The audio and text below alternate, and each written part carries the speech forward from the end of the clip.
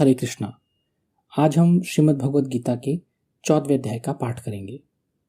श्री भगवान बोले, ज्ञानों में भी अति उत्तम उस परम ज्ञान को मैं फिर कहूंगा, जिसको जानकर सब मुनिजन इस संसार से मुक्त होकर परम सिद्धि को प्राप्त हो गए हैं। इस ज्ञान को आश्रय करके अर्थात धारण करके मेरे स्वरूप को प्राप्त हुए पुरुष सृष्टि के आदि में पुनः उत्पन्न नहीं होते और प्रलय काल में भी व्याकुल नहीं होते। हे अर्जुन, मेरी महत ब्रह्मरूप मूल प्रकृति संपूर्ण भूतों की योनि है, अर्थात गर्भाधान का स्थान है, और मैं उस योनि में चेतन समुदाय रूप गर्भ को स्थापन करता हूँ। उस जड़ चेतन के संयोग से सब भूतों की उत्पत्ति होती है।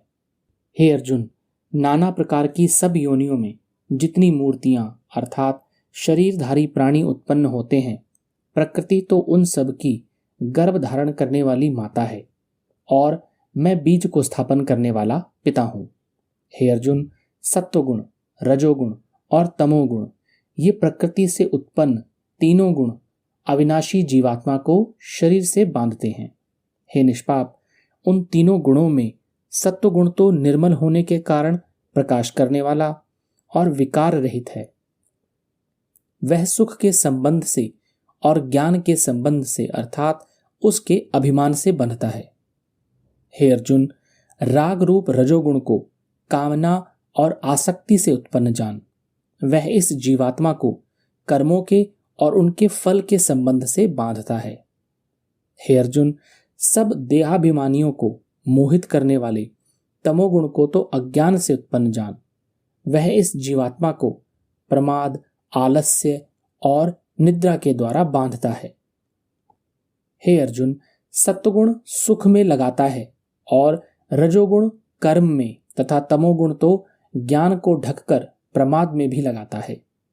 हे अर्जुन, रजोगुण और तमोगुण को दबाकर सत्वगुण, सत्वगुण और तमोगुण को दबाकर रजोगुण, वैसे ही सत्वगुण और रजोगुण को दबाकर तमोगुण होता है अर्थात बढ़ता है। जिस समय इस देह में तथा अंतःकरण और इंद्रियों में चेतनता और विवेक शक्ति उत्पन्न होती है, उस समय ऐसा जानना चाहिए कि सत्वगुण बढ़ रहा है।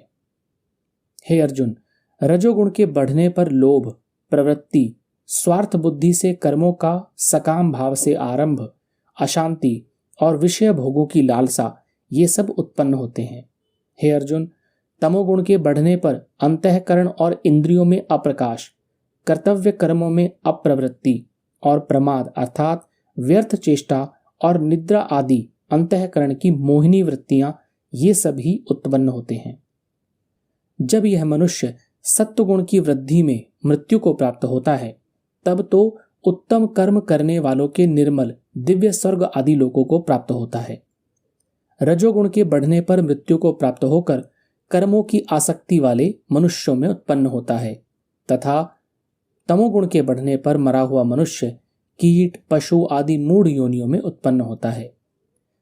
श्रेष्ठ कर्म का तो सात्विक अर्थात सुख, ज्ञान और वैराग्य आदि निर्मल फल कहा गया है। राजस कर्म का फल दुख एवं तामस कर्म का फल अज्ञान कहा है। सत्वगुण से ज्ञान उत्पन्न होता है और रजोगुण से निसंदेह लोभ तथा तमोगुण से प्रमाद और मोह उत्पन्न होते हैं और अज्ञान भी होता है। सत्वगुण में स्थित पुरुष स्वर्ग आदि उच्च लोकों को जाते हैं। रजोगुण में स्थित राजस पुरुष मध्य में अर्थात मनुष्य लोक में ही रहते हैं और तमोगुण के कार्य रूप निद्रा, प्रमाद और आलस्य आदि में स्थित तामस पुरुष अधोगति को अर्थात कीट, पशु आदि नीच योनियों को तथा नरकों को प्राप्त होते हैं। जिस समय दृष्टा तीनों गुणों के अतिरिक्त अन्य किसी को कर्ता नहीं देखता और तीनों गुणों से अत्यंत परे सच्चिदानंद घन स्वरूप मुझ परमात्मा को तत्व से जानता है, उस समय वह मेरे स्वरूप को प्राप्त होता है। यह पुरुष शरीर की उत्पत्ति के कारण रूप इन तीनों गुणों को उल्लंघन करके जन्म, मृत्यु, वृद्धावस्था और सब प्रकार के दुखों से मुक्त हुआ परमानंद को प्राप्त होता है। अर्जुन बोले, इन तीन गुणों से अतीत पुरुष किन किन लक्षणों से युक्त होता है और किस प्रकार के आचरणों वाला होता है, तथा हे प्रभु, मनुष्य किस उपाय से इन तीनों गुणों से अतीत होता है। श्री भगवान बोले, हे अर्जुन, जो पुरुष सत्वगुण के कार्य रूप प्रकाश को और रजोगुण के कार्य रूप प्रवृत्ति को तथा तमोगुण के कार्य रूप मोह को भी न तो प्रवृत्त होने पर उनसे द्वेष करता है और न निवृत्त होने पर उनकी आकांक्षा करता है, जो साक्षी के सदृश स्थित हुआ गुणों के द्वारा विचलित नहीं किया जा सकता और गुण ही गुणों में बरतते हैं ऐसा समझता हुआ, जो सच्चिदानंद घन परमात्मा में एक ही भाव से स्थित रहता है एवं उस स्थिति से कभी विचलित नहीं होता, जो निरंतर आत्मभाव में स्थित सुख दुख को समान समझने वाला, मिट्टी पत्थर और स्वर्ण में समान भाव वाला, ज्ञानी प्रिय तथा अप्रिय को एक सा मानने वाला और अपनी निंदा स्तुति में भी समान भाव वाला है, जो मान और अपमान में सम है, मित्र और वैरी के पक्ष में भी सम है एवं संपूर्ण आरंभों में कर्तापन के अभिमान से रहित है, वह पुरुष गुणातीत कहा जाता है।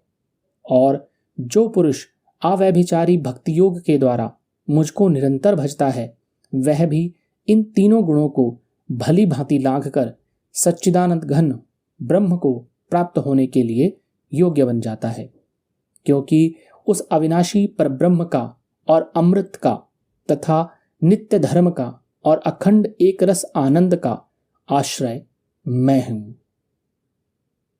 इस प्रकार श्रीमद् भगवद गीता के अंतर्गत श्री कृष्ण और अर्जुन के संवाद रूप गुण त्रय विभाग योग नाम का 14वां अध्याय संपूर्ण हुआ। हरे कृष्णा।